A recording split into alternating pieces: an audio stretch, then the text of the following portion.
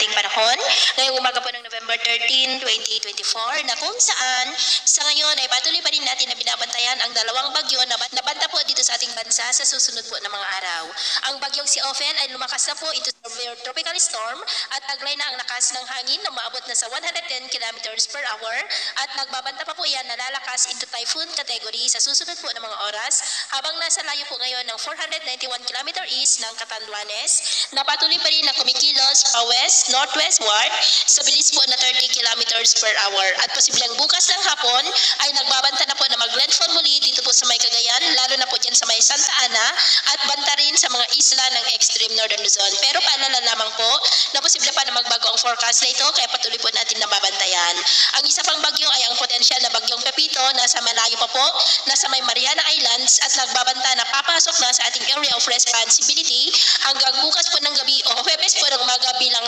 typhoon. Pero ngunit ang magandang balita naman ay sa ngayon hindi pa naman po nakitaan yan, natatama po dito sa ating kalupaan, posibleng kikilos paliko pagkapasok po dito sa ating area of responsibility. At sa lagay po ng ating panahon, ngayong madaling araw ay generally fair weather naman, maliban lamang sa tsansa ng mga isolated rain sa ilang bahagi ng Batanes, Babuyan Islands, northeastern part ng Cagayan, Polillo Island, Camarines Sur, Catanduanes, Sorsogon, Northern Samar, Iloilo, southern part ng Negros at ilang bahagi po ng Davao. At mamaya ay sisikat ang araw sa malaking bahagi ng ating bansa pero dahil po sa trough ng bagyo ay cloudy skies with isolated rains na sa ilang bahagi ng Quezon, Bicol Region, Samar Provinces, Polillo Island at ilang bahagi po ng Cagayan. At mamayang hapon, mas maraming lugar na ulit ang makakaranas ng mas maulap na kalangitan with isolated light to heavy rains kaya mag-ingat po tayo sa mga banta po ng mga pagbaha at pagguho ng lupa. At sa atin naman pong mga baybayin, rough sea conditions po ang aasahan natin sa mga baybayin ng Catanduanes at Eastern Samar,